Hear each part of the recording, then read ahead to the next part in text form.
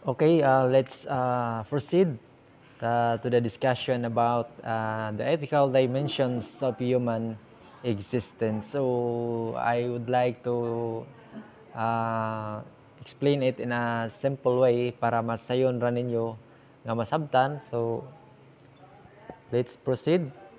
So kinds of valuations. So the best way to understand ethics is to get to know your personal values. So ang ethics is nakadepende ni siya kung unsa ang value sa matag usa. Because it is a measure of how you act, how you think, how you behave. So depende na sa matag usa kung giunsa nimo pag-relate.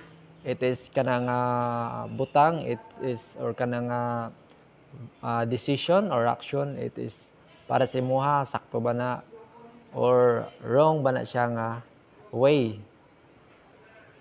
Because when we make value judgment based on our senses or feelings, it is not related to discussion of ethics. Kung maingon ta nga kana siya nindot na para nimo nya dili day sa uban, so it's not related to ethics. It is related to aesthetics and etiquette.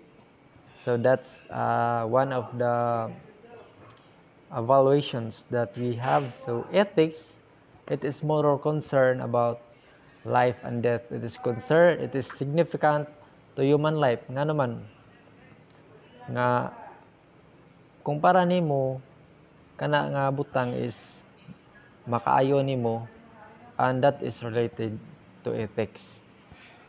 So in short, we cannot force someone to love what we love because we have different personal feelings and senses.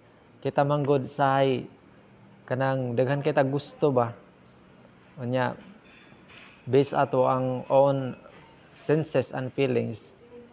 Pero ang uban dili day ganahan sa ato ang gusto. So we need to understand the characteristics of our personal choices and judgment. And when we make judgment, so with facts, it's easy for us to understand the idea of ethics. So kung maingon ta nga kini siya dapat ato ning buhaton kay makaayon ni sa tanan. So that is one of the idea about ethics. And so understanding ethics is medyo lisod-lisod ni siya. So daghan maganda kay mga factors nga atong i-consider so before we make any judgments, no. So but this topic will give us a big help para sa matag usa. And we don't make judgment based on our personal feelings and senses. And also to understand about ethics and morals, moral is our specific belief. We act based on what we believe. So diba kung sa atong gituohan, so mao ginatong buhaton. So that is a moral. And if our belief is the same with others, it is considered moral. Kana bitawng maingon ta nga kini siya sakto ni o mao pod ni ang gisunod sa uban sa tanan. That is moral. But if you fall short with that expectation, it is considered immoral. Kanang mo buhat bitaw ka sa kabutang nga kanang wala sa nakasanayan sa tanan, which is na lahi or ni-violate na sa law or sa rule of conduct or sa atong community, sa society or in our country. So that is what we call it an immoral, or maybe kana siya nga butang dili maayo. So we discussed already this topic in our previous video. And also understanding morals, it has its own deeper meaning of self because it includes doon na mo tayo gitawag og moral reasoning and moral judgment. So if it is right or wrong. So ethics is studying and understanding ideal ways of human behavior, human and ideal ways of thinking. So kita as a human being, so ang ethics usa na siya nga nag-define or how we behave sa usa ka butang, or before ta mo decide ana nga atong buhaton, before nato na buhaton. So depende kung giunsa nimo naghunahuna ba kan before you decide to do that things, to do that certain act, is imo ba gihunahuna daan usay possible nga mahitabo. So that's one of the idea when we talk about this ethics. So when you make judgment, make sure that you are able to think before saying or doing anything, no? Before ta mo judge sa katawo o sa kabutang, dapat atong hunahon kung kana siya makayo ba or dili. Kay namo kitay gitawag og moral issue. So when we understand moral valuations, we may be affected by some moral issue. So example, ang ikaw or usa ka estudyante, no? Ang usa ka estudyante nagunaw siya nga mas maayo pang mangupya kaysa ma-zero or ma-fail, no? Kay mahadlok ka nga mahagbong, wala kay grado, ma-fail ka. So that is a moral issue, no? So mas pilion pa nimo ang sayop para lang makapasar ka. Pero kung mas pilion nimo ang sakto, no? The way we are affected by moral issue depends on our personal values, no? Kay wala raman kay nimo gi-value nga being honest, no? Balag mangupya, mag-cheating, basta lang makapasar. So it depends on things that are significant. So kung unsay importante nimo, kung para nimo okay ra lagi nagmangupya, no?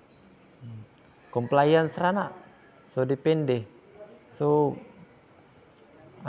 napo tay gitawag og moral dilemma, or before nagtawag moral judgment. So para kung ikaw niyon ka nga adil ako mangumpya, mag-study ako para maka-answer ko. So you decide to do what is right. Muna gitawag moral judgment. So ang moral dilemma, ang kalayaan sa moral dilemma nga na when we are confused with our decision, right over wrong, we are confronted with moral dilemma. So kana bitawng naglibog na ka nga para nimo kinsa magyud akong pilion, ha? Siya ba, no? O ako? Si girl A ba, si girl B? O si boy A, si boy B? No, naglibog ka asay imong gusto. So moral dilemma. Kana bitawng one of the example of this topic is kanang naglibog ka ba kung unsa na imong buhaton, sakto pa ba o dili, no? Moral dilemma, or na-confuse ka. So na-confuse ka kung sa imong buhaton, wala na kasasakto nimo nga paguna-huna, no? Let us be careful in making our decisions so that we will not end up choosing to the wrong ones, no? Mag-amping careful ta sa ato ang mga hunahon sa itong buhaton para dili ta mapadong sa gitawag og moral dilemma. So when you try to choose what is right over wrong, you need to assess yourself, your level of reasoning. So why? Nga naman, because we are, di ba, gitawag ta og the highest form of creation, no? The thinking thing, no? Kita ang pinaka highest form of creation, kinalabuan sa tanan nga creation. So how can we tell our level of reasoning, right ba na siya or wrong, no? Example, mayon ka nga mangopya ka, nya gunaw na ka hadlo kag masakpan, ug masakpan na ay punishment, no? So possible nga mag-study para dili masakpan, walay punishment. So may pagmayon ka nga mag-study lang ko kay para na ko reward para ma-perfect ko o para makapasar ko. So that's the good thing. Pero kung may ka nga mangopya lang ko or mag-cheating lang ko, so possible ug masakpan ka, unsay tendency ana. So na kay punishment. Pero sometimes no, bisag dunay punishment o dunay reward, dili gihapon ta mobuhat ug unsay sakto. Ngano man. So because we do something good because of the reward and we avoid something bad because of the fear of punishment. No, in some instances we should not rely on those two aspects because no matter what, no, the reward of punishment is still do things that are not meant to do. So man ako ingon nga bisag na ay reward or na punishment, di gyapon ta mo hadlok mobuhat sa mga butang nga dili maayo. The way you understand ethics depends on your personal values. So your values defines who you are. Now, depende magud po na sa imong upbringing kay kita magud lahi magud ta og kanang upbringing ba kanang sa atong pagtubo, giyon sa ta pagmold sa atong tagsa sa family. So lahi-lahi ta. So for me, I could say that I am blessed kay so in my college days, so naka-attend ko og a religious organization. So it helps me to a lot to mold me as a person as what I am today. So para nako dako kay siya tabang kung unsa ko karon. So mo na nga dili pud ta basta-basta maka-judge sa katao kay the way tagi mold ang upbringing sa matag usa is lahi-lahi. So this is why it's really hard to judge one another now because you didn't know their personal values. So this is why we get so confused in knowing right over wrong. So we need to address, we need our own moral theory and guidance from our parents. So kinahanglan gihapon ta og guidance sa ato ang parents, no? Sa ato ang professor, instructors, especially sa inyong studies. So what is moral theory? So when you have your own moral theory, you now have your structured framework ideas about what is good or bad for you. So much better nga na kay moral theory and structured or framework sa imong pag-eskwela karon. Let's say for example, naka-framework na sa imoha, naka-structured na nga dapat seryosohon na ako kung pag-eskwela, no? Seryosohon nimo pag-eskwela para makapasar ka sa first year, second year, third year, and fourth year. Para inigabot sa board exam, makapasar ka, then makasod ka sa imong gi-desire nga unsa imong level of position or unsa nga position sa government nga imong gi-desire. So dapat naka-framework na after 4 years to 5 years nga mao man kag eskwela. So na kay end goal ba na kay gi-desire nga imong buhaton. So naka-framework na nadaan. So dapat magbinuotan ka. So ang mga activities imong ansiran og tarong. Dili ka magbugoy-bugoy.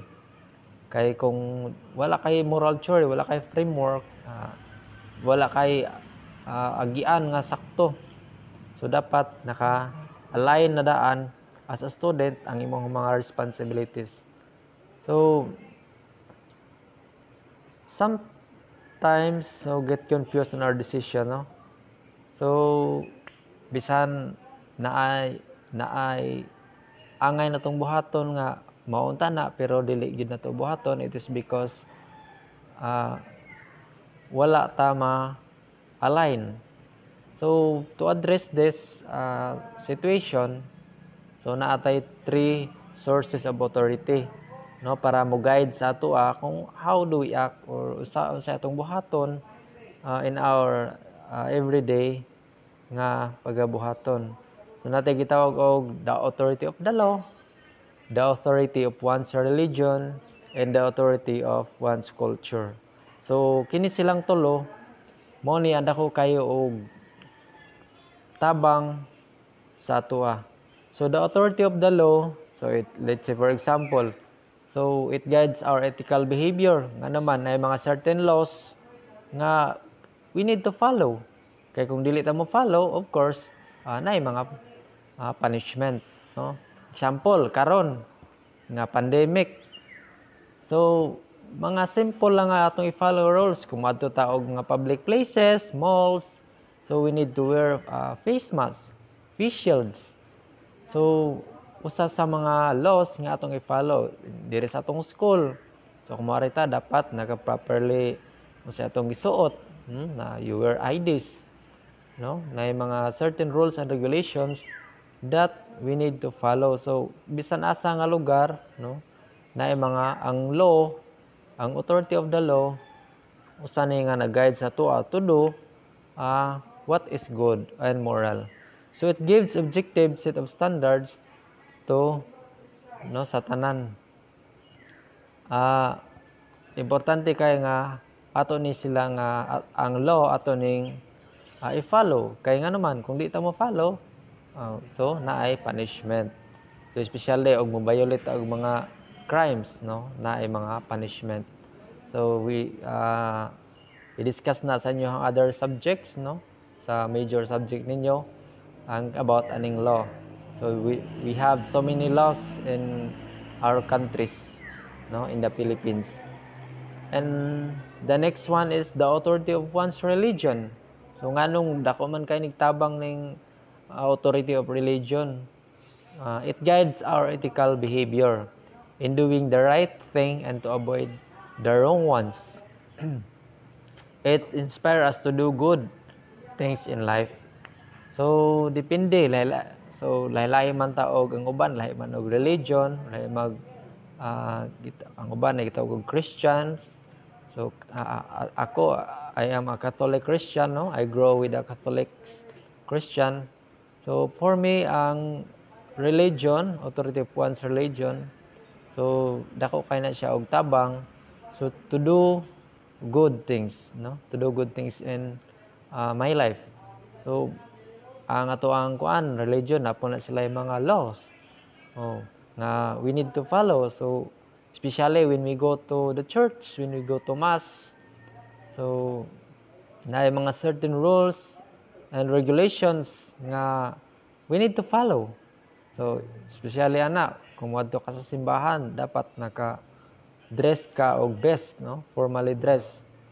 So daghan tag mga i-follow. Also, ang religion dako gini siya kay tabang to mold us nga mahimot ang maayong tao, no? Kay Pangginoo man ni. So it talks a word of God, the life of God, and also it talks how the way we live in accordance or according to the law of God or to the words of God. So mao nga dako kay sa nigtabang gitawag authority of religion. The next one is we have the authority of culture. So ang kita lahi-lahi man jud culture, no? So in understanding ethics, you need to understand the difference in one's culture. No? We cannot say that what they are doing is wrong if we don't embrace the idea of culture and differences. So kita, Pilipino, even Pilipino, lahi-lahi tag culture, no? Taga Bohol, lahi culture. No? Usa sa kung na nating kultura sa Pangabulanon nga kung pista, grabe, bongga, no?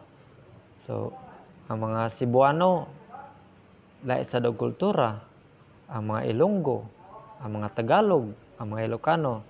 So lahi-lahi tag culture, that's why dili pud ta basta-basta maka-judge sa ubang tao kay lahi po na og lahi-lahi tag culture. So dapat ang authority aning culture ato sad ni nga i-follow. Kay kung mo judge ta nya wata mo follow sa wata kasabot kung unsa ilang kultura, kita po'y mahimong mali. Especially sa mga foreigners, lahi man sa ilaha og culture, especially mga Americans, no? So kung mag-wear sila mga sexy nga kita as a Filipino, mura na tag makaingon ta oy bastos pero sa ilaha wala ra day Malaysia ngano man mao sa ilang kultura, no? So mo na nga we understand each other if we follow of the authority of culture. So even sa ato ang nasod gani, no? So that's let's move forward, no? So managingon, before we make any judgment, we need to respect the three sources of authority that will guide our ethical behavior. Why? Because we have differences, no? Managingon, lahi-lahi ta og yun sa ta pagmold sa atong mga parents, lahi-lahi ta og upbringing and personal values in life. So dili gyud ta basta-basta maka-judge sa usa ka tawo kay wa man ta kahibaw kay unsa sila ni grow sa ilaha. So that's one thing nga atong i-consider. So how we judge or we act or we think, no, in a certain situation. So however, understanding our ethical behavior should not just rely external sources. No, bisan og naa gihapon ng tulo ka authority, tulo ka sources, we should also look into our inner sources pod, no? Unsa man to, no? The subjectivism, the psychological egoism, and the ethical egoism. So, first, the subjectivism, kana bitawng makaingon ka na ako'y magbuot kay ako'y nakahibalo, no? Ako'y magbuot kay ako'y naigrado, ako'y magbuot kay ako'y naka-eskwela, no? You think that you are the sole determinant of your ethical behavior. Kanang wala ay magbuot nimo ba kay para nimo ikaw ray sakto, ang uban dili sakto. So that is murag gitawag na siya selfish ba, or ikaw ra gyud magbuot sa tanan. That's what we call the subjectivism, no? You are the sole determinant of your ethical behavior. So you are the sole responsible of your own, nothing else, no? Kanang mayon ka nga, way magbuot na ako ning kinabuhi. This is my life. So this is how I live. So mo na ang subjectivism. So the next one is kitawag ni siya og psychological egoism. You do things in the pursuit of your self-serving interest. Kanang makaingon ka nga ako ning buhaton kay interest, no? So for your self-interest. So let's all be careful with how we think about things because it may hamper us in the good things in life. So sometimes, no, maka una-una ta nga mubuhatan yung butanga nga naman doon natay giapas, doon natay gi-desire nga makuha, no? Natay interest. So mo na gitawag psychological egoism nga natay makuha, nay maabot sa tua, mo ni ako ni buhaton kay na ako'y kuan ani makuha na kay self-interest. That's what we call it, the psychological egoism, no? Psychological egoism, we do act in our own self-interest. Mo na ang iyahang perfect definition, no? The next one is the ethical egoism. So you are not confused only to yourself but also to others' benefit. So kanang nagunahon na ka nga ako ni buhaton, not ang dili kay ako ray maka-benefit ani, but also ako ang tanan maka-benefit, your own family and also to others, your relatives, friends, and the others, the community. So mo na gitawag og ethical egoism. Kanang bitang wala ka nagunahon na sa ikaw ray maka-benefit. Kung ikaw ra, so mo to ang gitawag og psychological egoism. Kaning ethical egoism, nagunahon na ni unsay kaayuhan di lang sa imo kundi sa tanan, no? You are geared towards helping someone in more in a beneficial way rather. So that is an ethical egoism. Kanang kahibaw na ka baghuna-huna unsay kaayuhan para sa uban or sa tanan. So the next one, we are almost done with the topics. So I include this verse for you to give for your additional source of encouragement, no? Since and nowadays now we are facing many challenges, trials, problems since pandemic, no? Daghan kay tag mga nagian nga makaingon ta nga it's very hard to live kay daghan kayong mga challenges, but according to Apostle Paul, no, to his letter to the Galatians chapter 6 verse 9, that ingon siya, no, let us not become weary in doing good, no, for at the proper time we will reap a harvest if we do not give up. So makaingon ta nga lisod kapoy, but sa gingon na Apostle Paul, let us not become weary of doing good. So we still have to continue to do good. Nga usay makaayo sa ato para sa tong family, no? Para sa tanan. And if you do not give up, you will reap a good harvest. So maani ra nimo ang imong gi-desire pohon, no? Ang imong mga goals and mga dreams in life. So if you do not give up, so just keep pushing forward, that no matter what it takes, no? So just do in a right way, in a moral way. And the last one before I end, my discussion about this topic.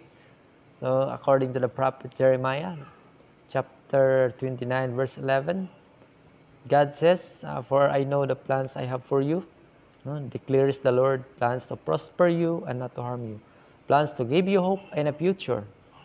So the Lord said that nasa plano sa matag usa, plan to prosper you, plans to give you hope and a future. So naa siya plano para sa tagsa na prosper mo lambo, naa siya dakong paglaom og kaugmaon sa matag usa para nato. All we have to do is to do in a right way, to follow certain rules and regulations. So especially sa inyong mga subjects karon, mga activities, do it, answer it, and follow instructions.